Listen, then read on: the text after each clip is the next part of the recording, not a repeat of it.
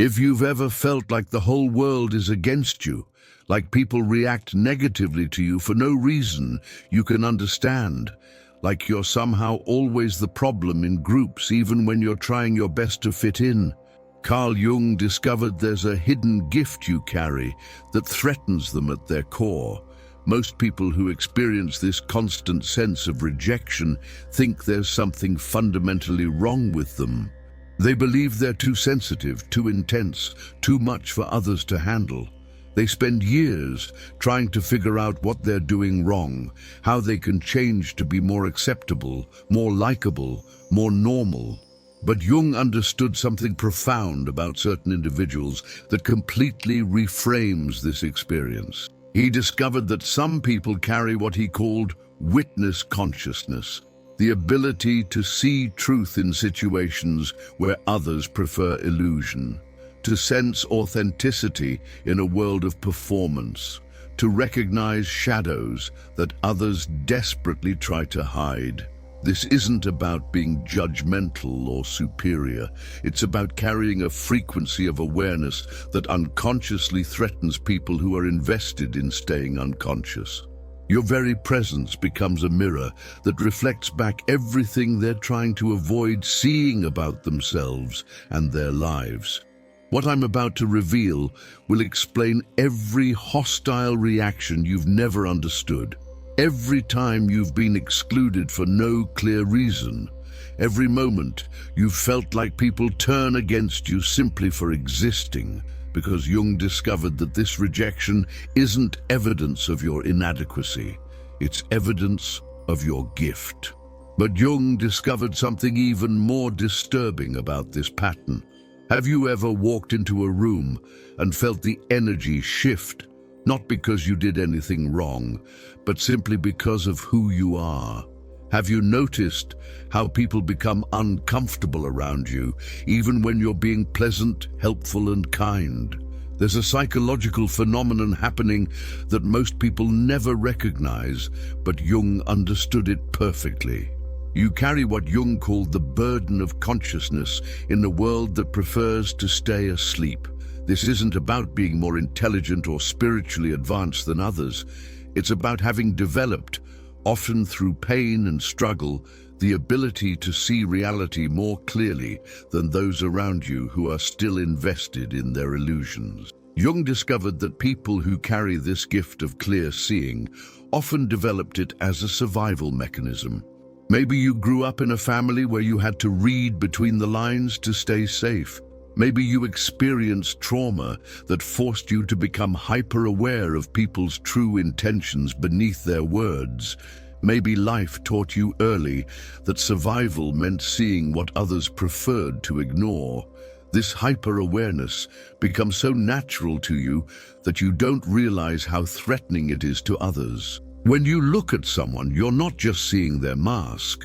You're sensing their fear, their pain, their inauthenticity. And on some unconscious level, they can feel that you see them, really see them, and it terrifies them. Modern neuroscience reveals something fascinating about this dynamic.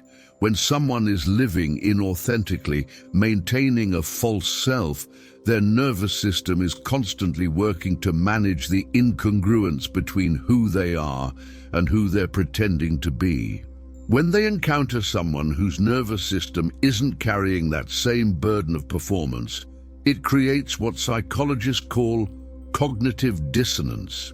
Your authenticity, your ability to be genuinely yourself without constant performance, unconsciously reminds them of their own inauthenticity.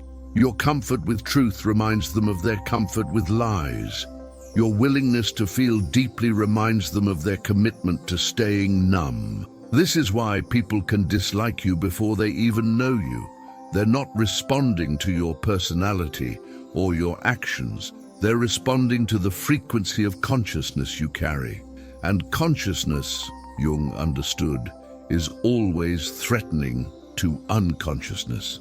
And this is where Jung's insight becomes truly revolutionary. Jung identified 5 specific types of hostility that consciousness carriers typically experience. And understanding these patterns helps you realize that the rejection you felt isn't random, it's systematic. The first type is instant dislike, without apparent reason. People meet you and something in them immediately bristles, though they can't explain why. They might say you're too intense or something feels off, but what they're really sensing is that you see too clearly for their comfort. Your presence makes them aware of their own masks, and they resent the discomfort.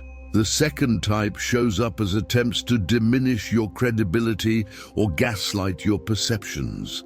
When you notice things others prefer to ignore, when you speak truths they'd rather not hear, they'll try to make you doubt yourself. They'll suggest you're overthinking, too sensitive, or seeing things that aren't there, because your accurate perceptions threaten their preferred narratives. The third type manifests as subtle exclusion from groups and conversations. You'll notice you're not invited to things, not included in decisions, not part of the inner circle. This isn't necessarily conscious on their part. It's an unconscious protection mechanism. Groups that are invested in maintaining certain illusions will naturally exclude those who might expose those illusions. The fourth type appears as projection of negative characteristics onto you.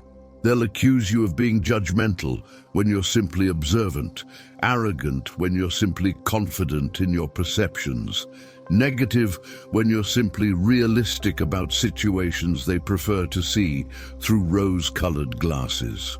The fifth type is perhaps the most insidious, sabotage disguised as help or concern. They'll offer advice designed to make you smaller, suggest changes that would dim your light, express worry about your intensity or your negative outlook. This isn't genuine concern. It's an unconscious attempt to neutralize the threat your consciousness represents to their unconsciousness. Which type of hostility do you recognize most? Because once you see these patterns, you'll understand that the problem was never with you. It was with their inability to handle your gift. Wait until you hear what this actually means. Jung discovered that consciousness carriers become what he called psychological mirrors for everyone around them. But unlike regular mirrors that show physical appearance, you reflect people's internal reality back to them. Their fears, their shadows, their unlived potential, their authentic selves hiding beneath layers of conditioning. This mirror effect happens completely unconsciously. You're not trying to judge anyone or expose anyone's secrets. You're simply being yourself, existing authentically, and that authenticity becomes a standard against which others unconsciously measure their own lives. And for people who are deeply invested in their false selves, this comparison is unbearable. Think about how people react when they look in a regular mirror and don't like what they see. They don't blame the mirror, but they might avoid it, cover it up, or distort the lighting to make themselves look better. But when you serve as a psychological mirror, they can't avoid you as easily, so they try to dim your light instead. Jung understood that this projection happens because you represent their unlived life. Every authentic choice you make reminds them of the authentic choices they haven't made. Every boundary you set reminds them of the boundaries they haven't set. Every time you choose truth over comfort, you unconsciously highlight every time they've chosen comfort over truth. This isn't about superiority or judgment. It's about the inevitable tension between consciousness and unconsciousness. When light enters a room, it doesn't judge the darkness, but the darkness still gets displaced. When truth enters a conversation, it doesn't attack the lies, but the lies still become obvious. The most painful part of this dynamic is that their reaction to you often has nothing to do with anything you've actually done. You become the screen onto which they project all their self-hatred, their regret, their fear of their own potential. They attack in you what they're afraid to embrace in themselves. Jung called this the persecution of the truth-bearer, an ancient pattern where those who carry consciousness become scapegoats for collective unconsciousness. Throughout history, the people who brought healing, wisdom, or uncomfortable truths were often rejected, exiled, or worse, by the very communities they were trying to serve. But there's something even deeper happening here that Jung understood about the sacred role of consciousness carriers. Jung revealed that people who carry this gift of clear seeing often experience what he called the sacred wound of the truth teller. This wound isn't just the pain of rejection, it's the profound loneliness that comes from seeing reality more clearly than those around you. This loneliness isn't a character flaw or a sign that something's wrong with you.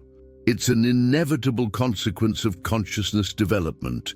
When you can see through surface appearances to deeper truths, when you can sense the pain behind people's masks, when you refuse to participate in collective illusions, you naturally become somewhat apart from the crowd. Jung understood that this apartness serves a crucial function. Consciousness carriers often become bridges between the unconscious masses and higher levels of awareness. You're not meant to blend in perfectly because your role is to help others wake up, and you can't do that if you're as asleep as they are. The loneliness you feel is often the price of maintaining your clarity. If you dimmed your light to fit in better, you'd lose the very gift that makes you valuable. If you numbed your sensitivity to avoid pain, you'd also lose your ability to sense truth. If you adopted their illusions to belong, you'd no longer be able to help them see beyond those illusions. But here's what Jung discovered about consciousness carriers that changes everything. When you stop trying to be accepted by everyone and start honoring your gift, you naturally attract others who are ready for truth. Your authentic presence becomes a beacon for other awakening souls who have been searching for someone who sees what they see. The people who reject you weren't meant to be your tribe anyway. They're not bad people. They're just not ready for the level of truth and authenticity you naturally carry. And that's okay. Your job isn't to force anyone to wake up. It's to be available for those who are already stirring from their sleep. How many people have you lost by simply being authentic? Because every relationship that couldn't survive your truth wasn't built on solid ground anyway. Something even more profound is happening here that Jung understood about your true purpose. Jung discovered that consciousness carriers aren't just dealing with personal rejection. They're participating in a much larger process of collective awakening. Your individual experience of being too much for others is actually part of your role as a catalyst for human evolution. You're not here to be liked by everyone. You're here to wake people up. Not through preaching or forcing, but simply through being authentically yourself in a world of performance and pretense. Your presence alone challenges others to question their own inauthenticity, to examine their own shadows, to consider their own unlived potential. Jung called this the archetype of the wounded healer, someone whose own journey through pain and consciousness development becomes medicine for others. Your gift didn't develop despite your struggles. It developed because of them. Every moment of rejection taught you to value authentic connection over superficial approval. Every experience of being misunderstood taught you to trust your inner knowing over external validation. When you walk into a room carrying this level of consciousness, you're not just entering a social situation. You're introducing a frequency that has the power to shift the entire dynamic. Some people will recoil from this frequency because they're not ready for it, but others will be drawn to it like plants turning toward the sun. The people who are ready for awakening will recognize something in you that they've been searching for. They'll feel safer to drop their own masks around you. They'll sense that you won't judge them for their shadows because you've faced your own. They'll trust that you can handle their truth because you've learned to handle your own. This is why, despite all the rejection you've experienced, you've probably also had profound connections with certain people, relationships that formed quickly and ran deep, conversations that changed lives, moments where someone thanked you for simply being yourself. These experiences weren't accidents. They were your gift in action. Your role as a consciousness carrier means that your very existence serves something larger than personal happiness or social acceptance. You're participating in the slow, sometimes painful process of collective healing and awakening, and this leads to Jung's most liberating revelation. Here's what Jung ultimately discovered about consciousness carriers. Your job isn't to be accepted by everyone. It's to serve truth, even when truth is uncomfortable, unpopular, or misunderstood. This revelation completely transforms how you experience rejection. Instead of seeing it as evidence of your inadequacy, you begin to see it as confirmation that your gift is working.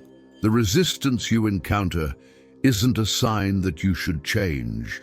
It's a sign that you're touching something real, something that matters, something that has the power to transform. Jung understood that the process of individuation, becoming who you truly are, rather than who you think you should be, necessarily involves being misunderstood by those who are still living according to collective expectations. Your authenticity threatens their conformity, your truth challenges their illusions, your consciousness disrupts their unconsciousness. This doesn't make you better than others. It makes you different, and difference, especially the kind that comes from deep awareness and authentic living, will always generate both attraction and resistance. The people who are meant to be in your life will be drawn to your light, not threatened by it. They'll appreciate your depth, not demand that you stay shallow. They'll value your truth-telling, not punish you for it. These are your real people, and they're worth waiting for. Jung knew that consciousness carriers often have to choose between being popular and being authentic, between fitting in and serving truth. The choice isn't always easy, but it's always clear. You can dim your light to make others comfortable, or you can shine fully and trust that the right people will be drawn to your radiance. Your gift chooses you as much as you choose it. You didn't ask to see so clearly, to feel so deeply, to carry this level of awareness. But since you do carry it, Jung would say your responsibility is to honor it, to use it wisely, and to trust that it serves a purpose larger than personal comfort. So here's what Jung wants you to understand. Every time you felt like everyone is against you, you are actually experiencing the natural resistance that consciousness meets in an unconscious world. Every hostile reaction, every rejection, every moment of feeling like you don't belong, these weren't signs of your failure. They were signs of your success at being authentically, powerfully, unavoidably yourself. The loneliness you felt isn't punishment for being different. It's the space that gets created when you refuse to abandon yourself for others' comfort. And in that space, magic happens. Real connections form. Authentic relationships develop. Your true tribe finds you. Your hidden gift isn't your burden. It's your contribution to a world that desperately needs people who are willing to see clearly, speak truthfully, and live authentically, regardless of the cost. Share this with someone who needs to understand their rejection is actually recognition of their gift. How did you discover your truth-carrying ability? The world doesn't need another person pretending to be normal. It needs you carrying your gift, shining your light, serving your truth. That's not too much. That's exactly enough.